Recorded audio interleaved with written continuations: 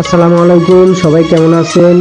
ভোলার তজুমউদ্দিন চাঁদপুর নুরিয়া সরকারি প্রাথমিক বিদ্যালয়ে শহীদ বুদ্ধিজীবীদের স্মরণে সুন্দর একটি আলোচনা সভা, দোয়া, বক্তৃতা নিয়ে আজকের এই 14ই ডিসেম্বরে অনুষ্ঠানটি শুরু হতে যাচ্ছে। তো আপনারা সবাই এই ভিডিওটি দেখার অনুরোধ রইল। যারা 30 লক্ষ প্রাণের বিনিময়ে এই বাংলা ভাষা অর্জন করেছেন, ছিনিয়ে এনেছেন পশ্চিম পাকিস্তান থেকে, তাদের স্মরণে দোয়া করা হবে। সবাইকে ভিডিওটি দেখার অনুরোধ রইল। প্রথমে কোরআন তেলাওয়াত দিয়ে শুরু করছেন মোতাহার স্যার।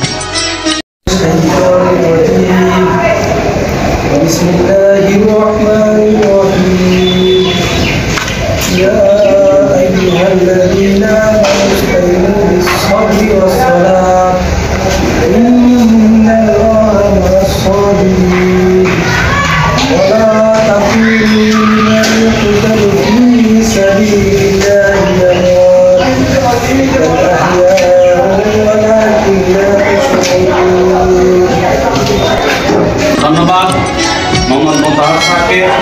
এই পর্যায়ে আজকে দিবসটি উপলক্ষে এবং দিবসটি তার সম্পর্কে সংক্ষিপ্ত আলোচনা করবেন অত্র বিদ্যালয়ের স্বনামধন্য প্রধান শিক্ষক জনাব মোহাম্মদ আমিনুর রহমান। আমিনুর রহমান স্যারকে সংক্ষিপ্ত বক্তব্য দেওয়ার জন্য আমি উদাত্ত আহ্বান করছি। বিসমিল্লাহির রহমানির রহিম। আজকে এই মহতী অনুষ্ঠানের সম্মানিত সভাপতি উপস্থিত আছেন, এই স্কুলের সিনিয়র জুনিয়র শিক্ষকবৃন্দ এবং আমাদের সঙ্গে উপবিষ্ট আমাদের প্রান্তীয় ছাত্রছাত্রীবৃন্দ। তোমরা জানো আজকের দিন একটি তাৎপর্যপূর্ণ দিন।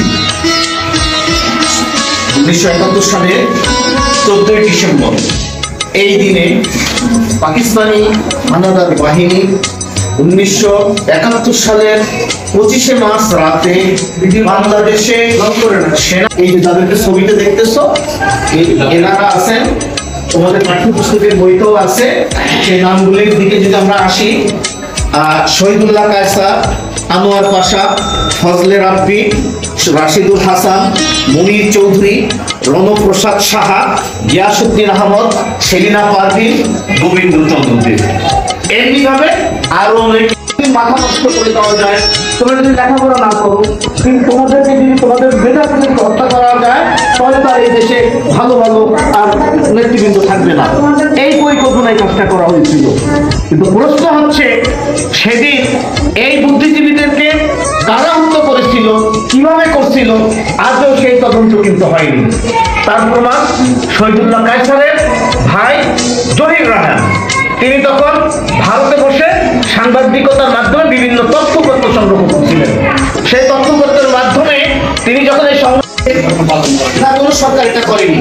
যেমনি ভাবে সাগররুনি হত্যাকাণ্ডের কথা তোমরা নিশ্চয়ই শুনছো, সাগররুনি হত্যাকাণ্ডের মতো এই হত্যাকাণ্ড ধামাচাপা দেওয়ার চেষ্টা করা হয়েছে। উদরপিণ্ডি ভূদাকারে চাপিয়ে দেওয়ার চেষ্টা করে রাজনৈতিক ফায়দা হাসিলের চেষ্টা করছে, যার যার সুবিধা নেওয়ার চেষ্টা করছে। এটা আমাদের।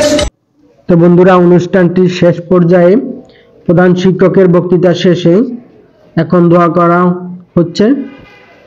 30 লক্ষ শহীদের বিনিময়ে আমরা যে বাংলাদেশকে বাংলা ভাষায় অর্জিত করতে পেরেছি, তাদের স্মরণে দোয়া করা হচ্ছে। ইনশাআল্লাহ আপনারাও দোয়াতে শরীক হয়ে যাবেন।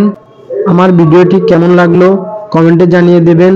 তো যারা যারা আমার চ্যানেলটিকে সাবস্ক্রাইব করেননি এখনো, আশা করি সবাই সাবস্ক্রাইব করে পাশে থাকবেন। আরো সুন্দর সুন্দর ভিডিও আপলোড দিব। সবাইকে ধন্যবাদ। আল্লাহ।